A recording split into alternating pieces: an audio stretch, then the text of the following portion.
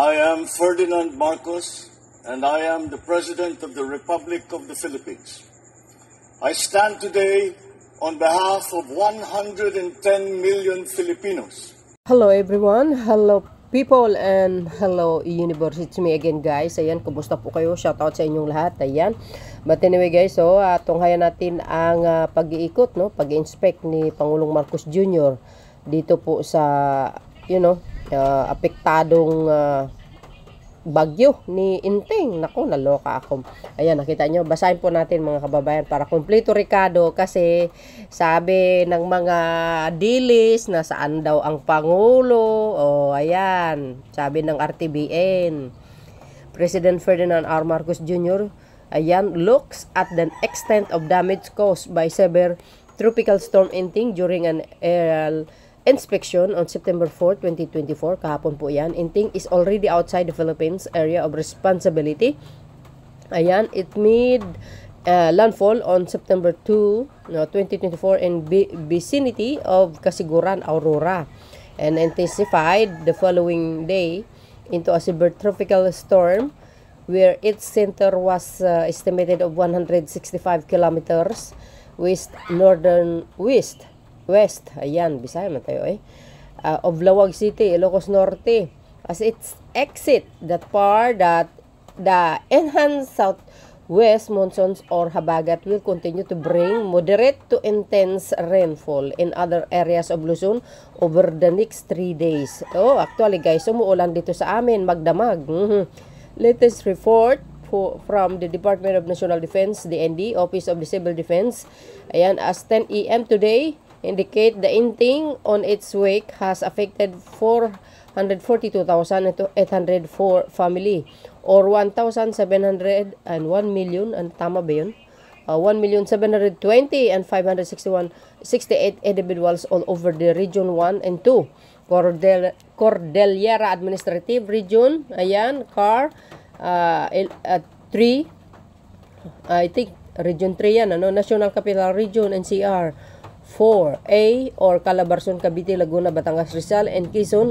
Dami nito. 4, 5, 7, and 8. And claim that lives of 15 individuals injured, 15 with 20 people yet to be found. See? In agriculture, Inting cost around 350.85 million worth of damage and losses. In terms of infrastructure, Region 5, ayan, suffered 200,000 worth of damage. Nako. In a situation briefing earlier, President Marcos Jr. urged all concerned agencies to prioritize the needs of Filipinos and Inting stricken communities. For its part, the Department of Social Welfare and Developments, DSWD, has already distributed over 133,000 ayan, family food packs, ayan, to affected families and individuals. These are part of the pre-position, ayan, FFPS in the SW field offices released to be local government units. Ayan, the department is currently looking at closing Inting response, ayan guys, to around 250 all together. Nagkaroon po ng briefing, meeting, yes, kahapon, ang Pangulo, mga kababayan, siyempre, inalam yung ano ba ang kailangan, ilan damage, ayan, nabasa natin. Siyempre, tutugunan po yan ng pamahalaan dahil hindi naman kaya ng local government yan. And alam nyo naman si Pangulong Marcos Jr. to the rescue always yan. Sa bawat region, sa totoo lang, Alam nyo, ngayon lang yung nakikita ang isang Pangulo na ganun lagi. To the rescue, At lahat ng problema talagang tinutugunan niya. Kaya mahalaga sa kanya yung confidential fund niya. Dahil yung confidential fund niya, guys, correct me if I'm wrong, talagang napupunta po dyan. Sa totoo lang, nakikita po naman natin, yung mga pagbibigay niya ng tulong sa ating mga kapwa Pilipino, lalo na mga magsasaka, mangingisda, kahit anong klaseng sektor ng farmers yan, talagang always ang Pangulo ay tumutulong. Doon siya talaga nakafocus, busy siya. Sa kabila ng mga batiko sa kanya, wala siyang pake. Parang sasabihin niya, who you? Hindi niyo ako matulungan sa problema sa Pilipinas kung paano isosolve, 'di ba? Tama. Kasi siya ang Pangulo, dapat lang higit siya lahat ang mag-isip or magsolusyon sa lahat ng problema ng ating bansa, no? O ayan, no, nakita nyo, Jesus Maria, talagang umikot siya sa totoo. Kasi sabi guys, nasaan daw ang Pangulo? Kaya nga in-upload natin ito para makita kasi ng mga yung walang utak. Walang alam kundi manira ng manira, kuda ng kuda. Ay Jesus. Kaya nga ina-upload natin yung mga ganitong klaseng pag-inspect ni Pangulong Marcos Jr. sa mga bawat lugar. Nang sa ganun guys, no, masupalpal itong mga nagpapakalat ng fake news. O sabi nyo may sakit ang Pangulo. Yan bang may sakit? Tingnan nyo nga. Nakikipag-usap kay news broadcaster Medina. See? Yan bang may sakit? Hindi kayo naloka? Alam nyo, kung sino man ang nagpapakalat ng fake news na yan, sa inyo babalik. Tingnan nyo, soon as possible, makikita nyo sa pamilya nyo o sa puon nyo. Babalik sa inyo yan. Grabe kayo kung manira sa Pangulo. Antindi nyo naman. Parang ang puon nyo perfect. Huwag, hintayin nyo na lang yung puon nyo. Makaupo. Ang tanong, ibubuto ba kaya ng majority ng Pilipino? Di kinalaw. So yan guys, nakita natin ang Pangulo. Very healthy. Matikas ang kanyang kaisipan, ang kanyang pananalita. Healthy na healthy. Walang sakit po yan. Taliwas doon sa mga nagpapakalat ng fake news. Gusto na lang talaga ite-take over yung Malacanang, Ay, try nyo kung kaya nyo. Di ba? Try nyo. Hindi basta-basta magpa-impeach sa isang Pangulo or magpapatalsik. Wala kayong sapat na ebidensya or walang nilabag na batas ang Pangulo, ay sus, manigas na lang kayo dong. nga kayo. So dahil dito guys, pakita natin yung pag-briefing ng ating mahal na Pangulo kahapon para alamin yung mga kung ano ang kailangan, ano ba ang nasira, ilang bang mga kapwa natin na ang nasiraan ng pananim, ganun ba, no? So ito, tingnan natin, okay? Could you give us, nakalagay dito, weather update, dam status, and flood forecasting. Let's just see, yes, weather update, unahin natin yan. See, kung saan dumaan yung bagyo, kung saan yung naging critical area, kung nasaan na yung bagyo ngayon, saan basically lumabas na di ba, sa area of report. So kung saan dumaan, ano yung areas na tinamaan, and what was the situation in terms of wind speed, in terms of the amount of rain that was received. So please go ahead. Thank you very much po, Mr. President, and good morning po. Sa kasalukuyan po ay ang severe tropical storm Enteng ay nasa 300 kilometers west-northwest ng Lawag City, Ilocos Sur. Ito po ay may taglay na lakas ng hangin malapit sa gitna, 100 kilometers per hour. And then may pagbugso ito na umaabot ng 125 kilometers per hour at kumikilos west-northwest sa mabagal na pagkilos po. Kanina pong alas 4 ng madaling araw ay lumabas na po ito ng ating Philippine Area of Responsibility. Subalit kung mapapansin po natin dito sa satellite images na ito, ay ito pong malaking lugar sa ating, particularly sa Luzon, ay merong natatabunan pa ng red shading. Ibig sabihin po ito ay may mga malalakas na pag-ulang dala-dala. Yes, hanggang ngayon. At kaugnay po nito ay nagpalabas na tayo ng ating forecast track. Kung mapapansin po natin,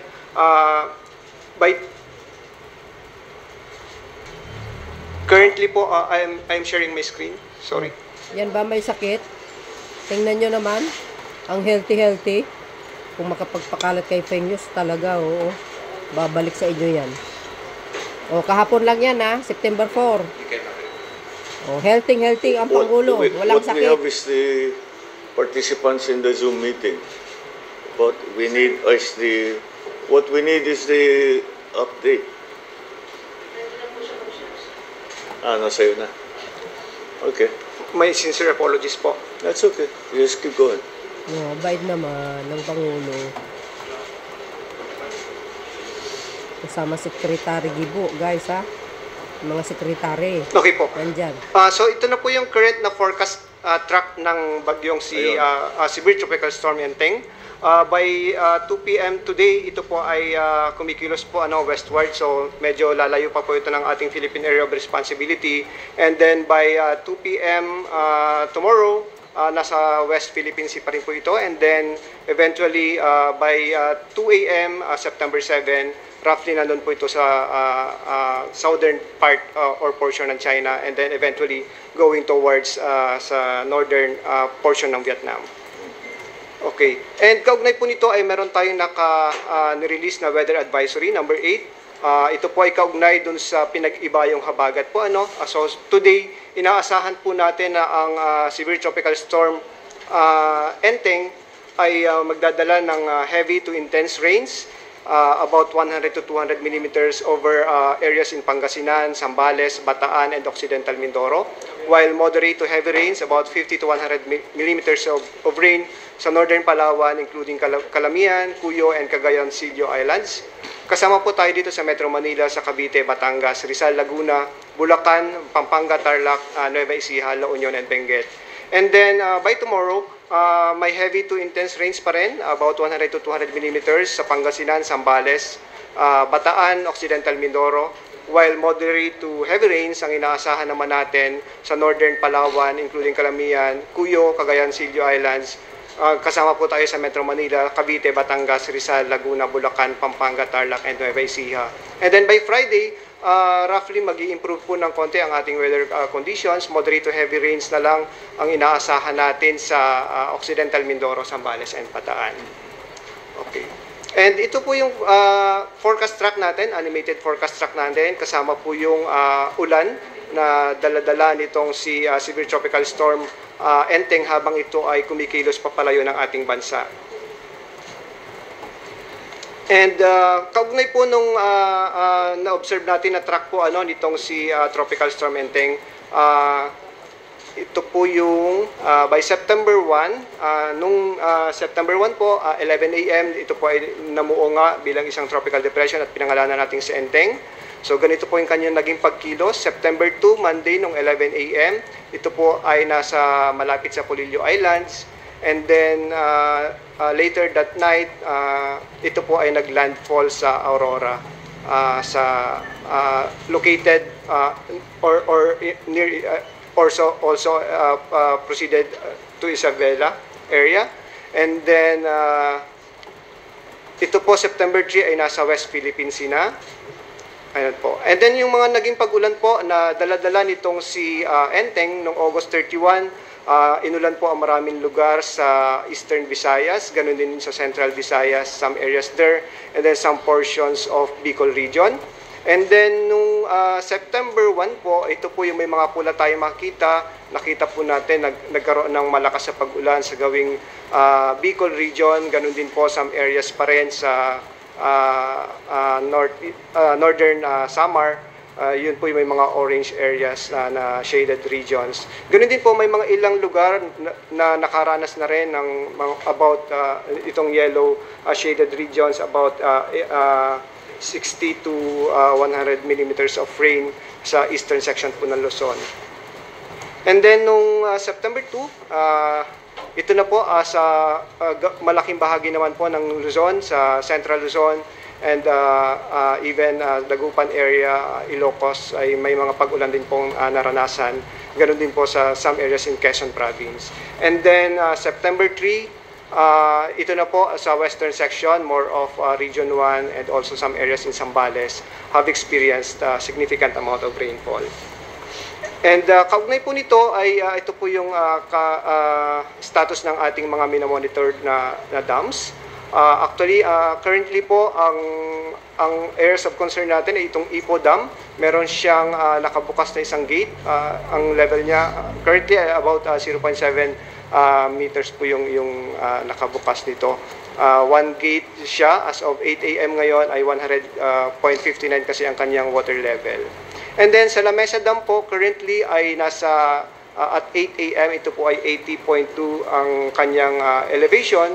So meron po siyang nag-overflow po siya currently, ito pong ating La Mesa Dam.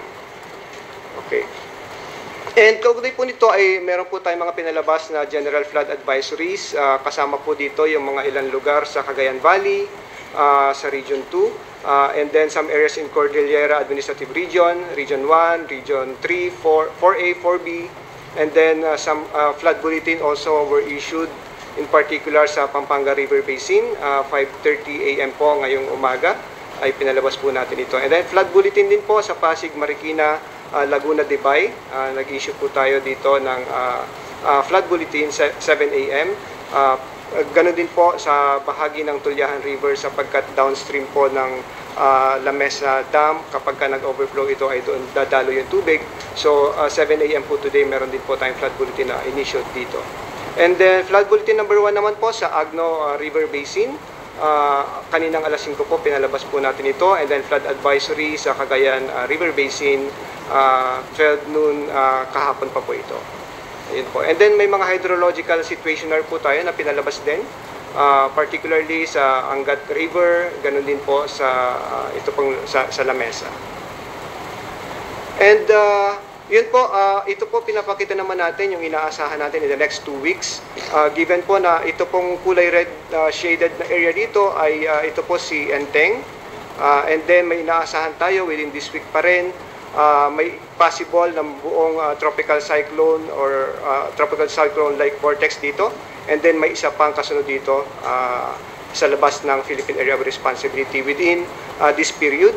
So, ito po, kung sakali ay maaaring maging si Ferdy, itong nandito, kasi maaari po siyang mabuo malapit dito sa Philippine Area of Responsibility, sa northeastern boundary niya. And then itong isa naman, kung sakaling matuloy siya, by next week, ay siya po ay tatawaging si Henner. Hala, bagyo na naman, guys. And then, for the month of September, may 2 hanggang 3 pa rin po talaga tayong inaasahang bagyo. And then October, 2 hanggang 3, and then November 1 hanggang 2, and then by December may 1 hanggang 2 inaasahan pa po tayong bagyo.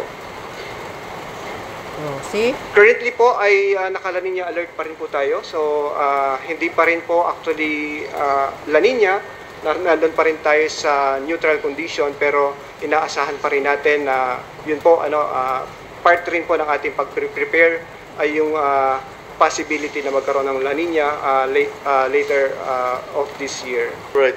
Can we have a closer view of the track of Enteng para ma-identify natin kung saan talaga dumaan? And those will be the areas that will be especially most affected. You can use the track that you showed kanina. I-zoom lang natin ng konti dun sa... Yan. I-zoom lang natin dun sa Northern Luzon ng konti, just to see where exactly the track. So, it made landfall, Enteng made landfall in Aurora. Yes po, tama po. And it exited it exited the landmass where?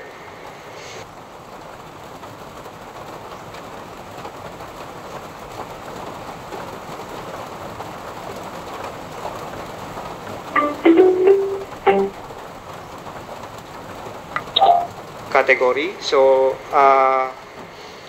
and then yung rainfall po, I'm sorry po. Ito po yung mga pag-ulan na naranasan. So, nagsimula po actually yung mga pag-ulan dito sa Eastern Visayas, and then some portions of Central Visayas. These are the areas that we're going to have to respond. And then afterwards, some areas in Bicol region po, and then areas in Aurora, and some areas ng eastern section po ng ng Luzon. Ganon din po actually sa Quezon Province, mahal na Pangulo. All right.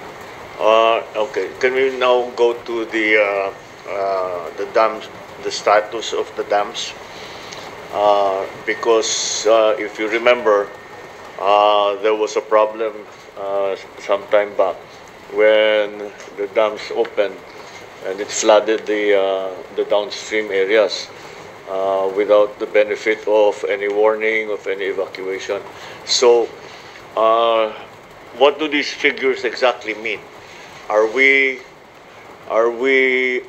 far are we from overflowing? these dams. Nakita ko Ipo has already released some, has already opened the gate and has released some of the water. What is the status of the other dams, and are we imminently, will we have to release also water from those other dams so that mawarningan natin yung mga downstream na communities na meron tayong may gagawin na ganyan? Tama po kayo, mahal na Pangulo.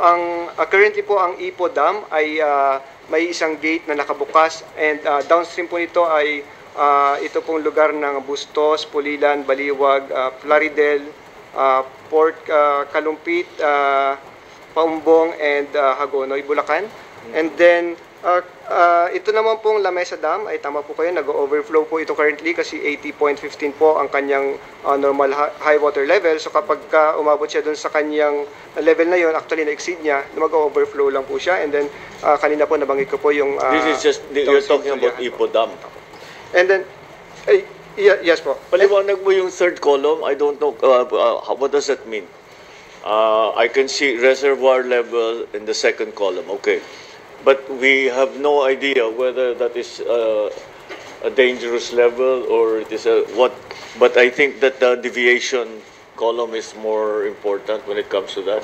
The deviation column po, mahal na Pangulo, ay kung ano lang po yung pagbabago niya in the past 24 hours. In the past 24 hours. Okay, so how far, or which is the figure, what is the data that we need to look at to see how full are the dams, and that yung kailangan bantayan kasi baka kailangan na nga natin magbukas ng gate. Opo. So yung fourth column po, ito po yung normal high water level. So dito po natin kino-compare yung current situation or yung water level niya ngayon. Okay. So ang isa po nating tinitingnan is ito pong currently naka-flood precaution po tayo dito sa Magat Dam. Dahil medyo malapit po ang kanyang level doon sa kanyang normal high water level. Although nagkaroon siya ng pagbaba in the past 24 hours, but given that meron po tayong mga pag-uulan dulot ng habagat, then naka-flood precaution po tayo. But Magat is at a minus level, at a minus figure. Tama po So, kayo, bumaba. mahal na Pangulo.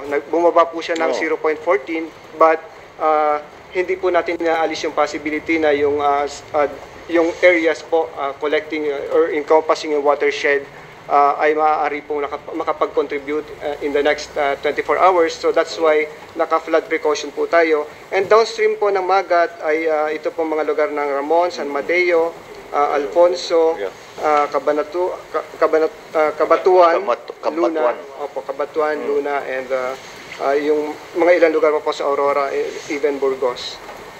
Alright. Okay, so yun ang at this point ang babantayan natin. Although entering still dropping rainfall, this is another aspect of the flood control that we have to deal with. We might have to deal with. Kung patuloy pa rin ang pag-ulan na mabigat,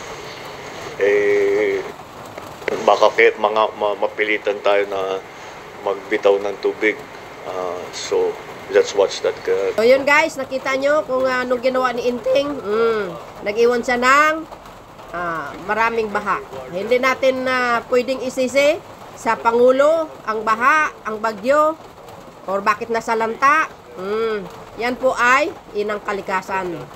Kasama po yan sa universe na lagi tayong nagkakaroon ng kalamidad sa bawat bansa sa buong mundo.